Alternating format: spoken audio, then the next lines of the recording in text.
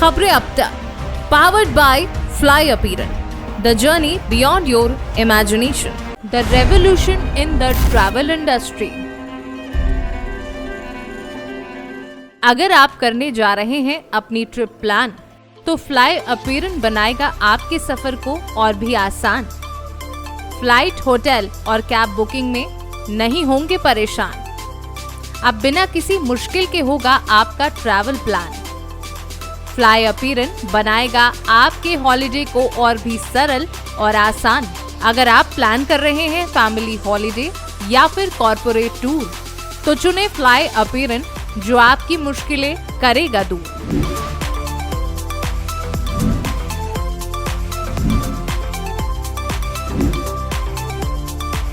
Fly Appearan, the journey beyond your imagination. नमस्कार, मैं ज्योति श्रीवास्तव, आप सभी का स्वागत है खबरें अब तक में। खबरें अब तक में आज बात होगी केजरीवाल के सामने खड़ी हुई नई मुसीबत की, हज यात्रा में मारे गए यात्रियों की और पेपर लीक को लेकर सीएम योगी के लाए गए नए नियम की। साथ ही आज की सभी मुख्य घटनाओं पर चर्चा करेंगे विस्तार से। लेकिन उससे पहले एक नजर डाल लेते हैं आज की हेडलाइंस पर।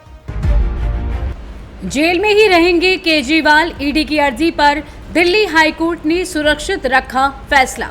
बता दें कि दिल्ली हाईकोर्ट ने सीएम केजरीवाल की जमानत और रिहाई पर रोक लगा दी है।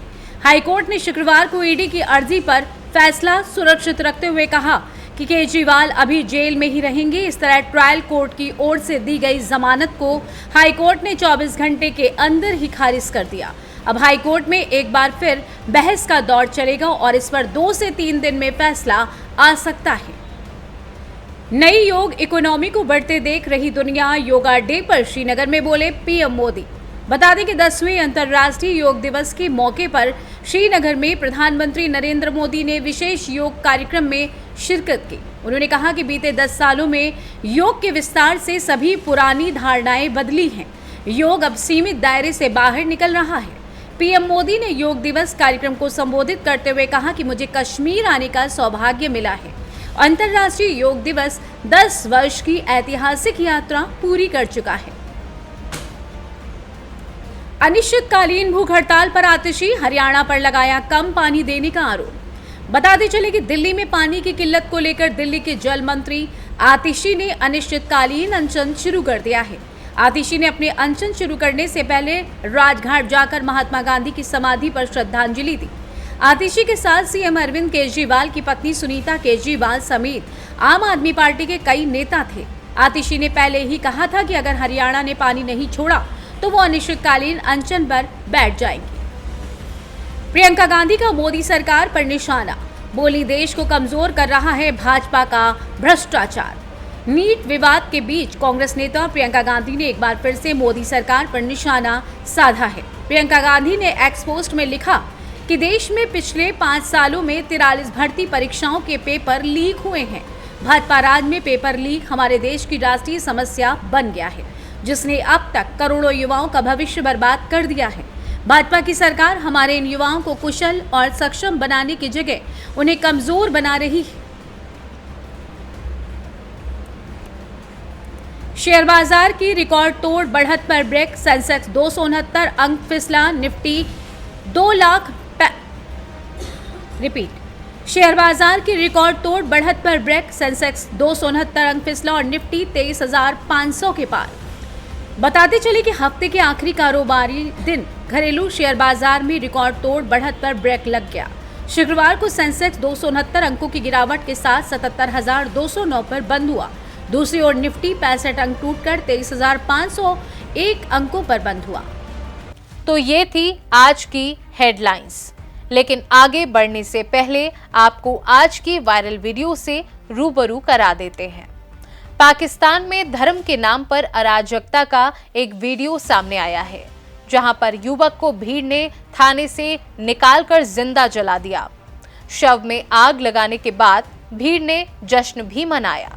युवक का गुनाह सिर्फ इतना था कि उसने कथित तौर पर कुरान का अपमान किया था। पहले आप भी ये वीडियो देखिए।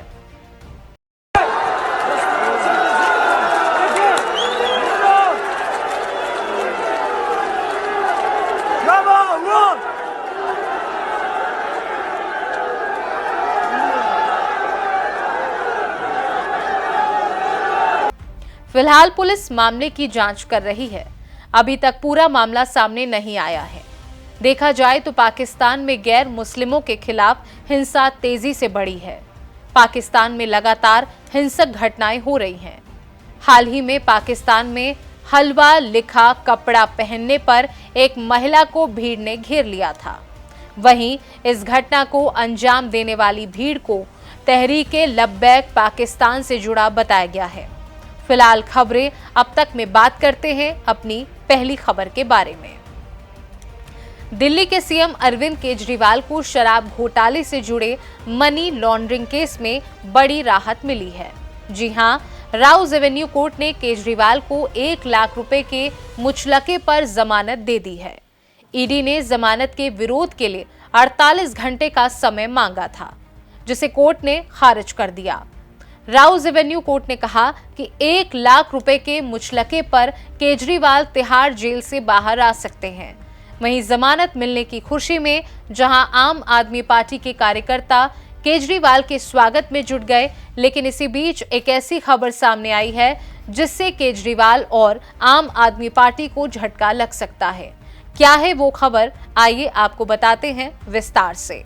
प्रवर्तन निदेशालय यानी ईडी ने अरविंद केजरीवाल की जमानत के आदेश को दिल्ली हाई कोर्ट में चुनौती दी है। जी हां, ईडी केजरीवाल की जमानत के खिलाफ हाई कोर्ट पहुंच गई है। ईडी ने अपनी याचिका में कहा है कि जांच के महत्वपूर्ण पड़ाव पर केजरीवाल को रिहा करने से जांच पर असर पड़ेगा, क्योंकि केजरीवाल मुख्यमंत्री जैसे अहम पद पर हैं, वो सबूतों को प्रभावित कर सकते हैं। इसी को देखते हुए दिल्ली हाई कोर्ट ने केजरीवाल की जमानत पर फिलहाल रोक लगा दी है। दिल्ली हाई कोर्ट ने कहा है कि सुनवाई पूरी होने तक जमानत पर स्टे रहेगा।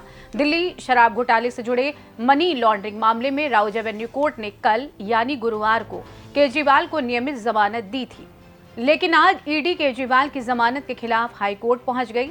प्रवर्तन निदेशालय ने केजरीवाल की जमानत को दिल्ली हाई कोर्ट में चुनौती दी। ईडी ने हाई कोर्ट से तुरंत सुनवाई की मांग की, जहां हाई कोर्ट ने ईडी की याचिका को स्वीकार कर लिया है। जाहिर है केजरीवाल इस पूरे प्रकरण में पहले आरोपी हैं जिन्हें निचली अदालत से बेल मिली है। इनको सीबीआई ने नहीं बल्कि ईडी ने गिरफ्तार किया है। ऐसे में अब संभव है कि सीबीआई अपना दांव चल सकती है। हालांकि फिलहाल के लिए केजरीवाल की जमानत पर रोक लग गई है, लेकिन केजरीवाल भी चुप बैठने वाले नहीं हैं। जमानत के लिए वो कोई पैंतरा जरूर अपनाएंगे। खैर चलिए, इसी के साथ खबरें अब तक में बढ़ते हैं अपनी अगली खबर की ओर।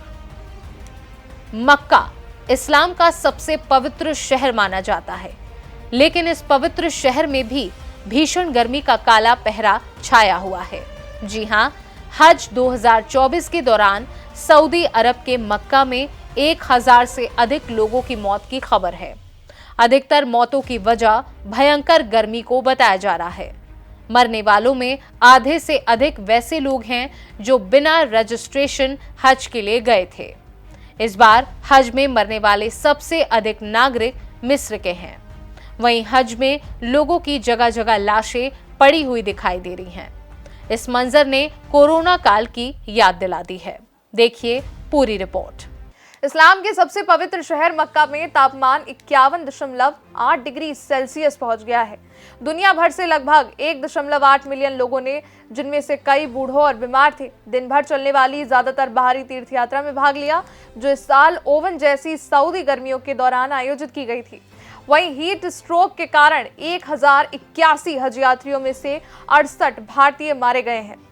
विभिन्न देशों द्वारा जारी आंकड़ों के मुताबिक AFP द्वारा तैयार की गई रिपोर्ट के मुताबिक इन आंकड़ों के साथ अब तक कुल मृतकों की संख्या 1000 के पार हो चुकी है।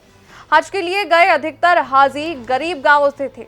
उन्होंने अपनी पूरी जिंदगी हज के लिए पैसे जोड़ने में बिता दी, ताकि वो एक दिन सऊदी अरब की मक्का में जाकर हज कर सकें।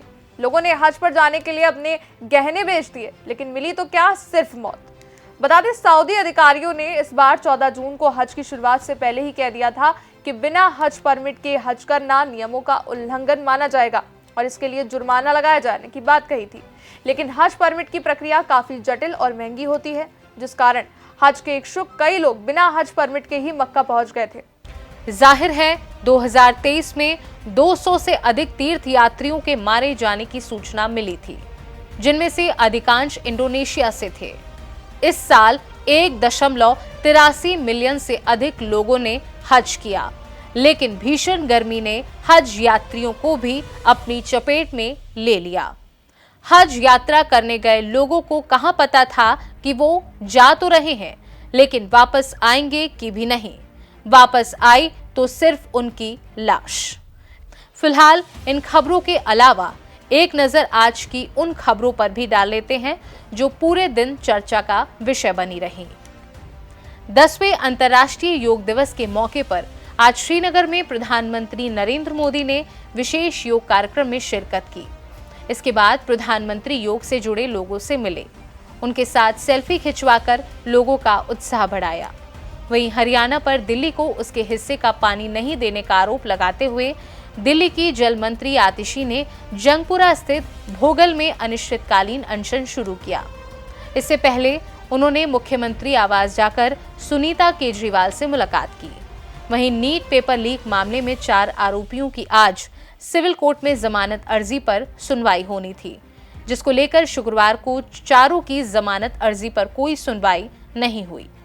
एडीजी 5 की बेंच ने मामले की सुनवाई करते हुए 25 जून की तिथि दी है। वहीं यूजीसी नेट पेपर लीक मामले में कांग्रेस ने आज देश भर में विरोध प्रदर्शन किया। उत्तर प्रदेश की राजधानी लखनऊ में बड़ी संख्या में कांग्रेस कार्यकर्ताओं ने आंदोलन कर प्रभावित छात्रों को न्याय दिलाने और दोषियों के खिलाफ सख्त कार्यवाही की मांग की।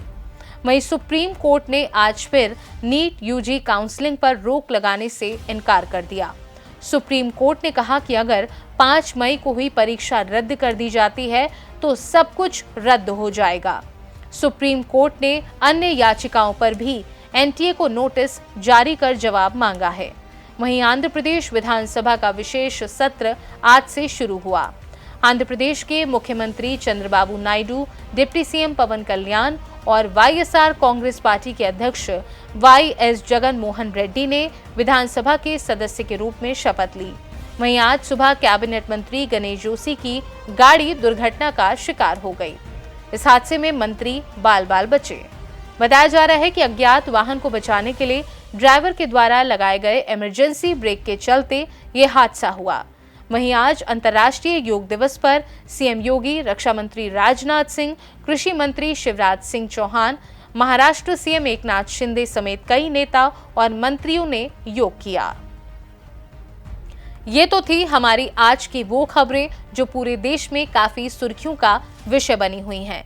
लेकिन जाते जाते आपको एक और अहम मुद्दे से रूबरू करा देते हैं।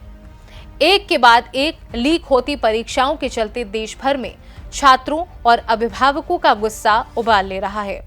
सवाल ये उठ रहा है कि यह कैसी प्रशासनिक व्यवस्था है जो पेपर को लीक होने से नहीं रोक पा रही। सवाल उठ रहा है कि पेपर लीक होने पर परीक्षा रद्द कर देने और सीबीआई जांच बिठा देने से क्या छात्रों के समय और पैसे की बर्बादी रुक जाएगी? सवाल उठ रहा है कि क्या देश में परिश्रम, योग्यता और प्रतिभा के आधार पर कभी समान अवसर सुनिश्चित हो पाएंगे? हम 2047 तक भारत को विकसित राष्ट्र बनाने की बात कर रहे हैं और पेपर लीक करने वाले माफियाओं पर नकेल नहीं कस पा रहे हैं। मंत्रियों के इन बयानों से कि सख्त कार्यवाही करेंगे, किसी को बख्शा नहीं जाएगा, जैसे बयान सुन सुनकर अब लोग ऊब चुके हैं। लोगों का विश्वास प्रशासन से कहीं ना कहीं उठता जा रहा है। बड़े बड़े एसी कमरों में बैठने वाले मंत्रियों और अधिकारियों को शायद पता नहीं है कि बच्चों को परीक्षा की तैयारी कराने के लिए परिजनों की महंगे महंगे कोचिंग सेंटरों में भारी भरकम फीस देते हुए उनकी कमर टूट जाती है। वहीं परीक्षा की तैयारी करते करते छात्रों की हालत खराब हो जाती है। बार बार परीक्षा रद्द होने से छात्रों का समय तो बर्बाद होता ही है, साथ ही उनके भविष्य पर भी इसका असर पड़ रहा है। लेकिन सरकार को इससे मानो कोई फर्क ही नहीं पड़ता है। सरकार सिर्फ सख्त कार्यवाही का आश्वासन देकर चुप्पी साध लेती है और छात्रों को अपने हक की लड़ाई के लिए अदालतों के चक्कर लगाने पड़ते हैं। लगातार पेपर लीक हो रहे हैं, लेकिन अधिकारी हाथ पर हाथ धरे बैठे हैं। सरकार भी पूरे मामले पर चुप्पी साधे हुई है। प्रधानमंत्री नरेंद्र मोदी हर साल छात्रों के साथ परीक्षा पे चर्चा तो करते हैं, लेकिन सवाल उठता है कि वह पेपर लीक मुद्दे पर अपने मंत्रियों या अधिकारियों से चर्चा क्यों नहीं करते।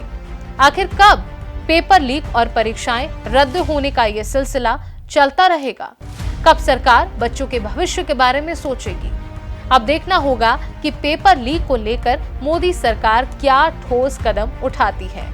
खैर, आपकी इस मुद्दे पर क्या राय है, हमें कमेंट करके जरूर बताइएगा। तब तक मुझे दीजिए इजाजत। जाते जाते हम आपको छोड़ जाते हैं आज के सुविचार के साथ। नमस्कार। अतीत के गुलाम नहीं बल्कि भविष्य के मालिक बनो।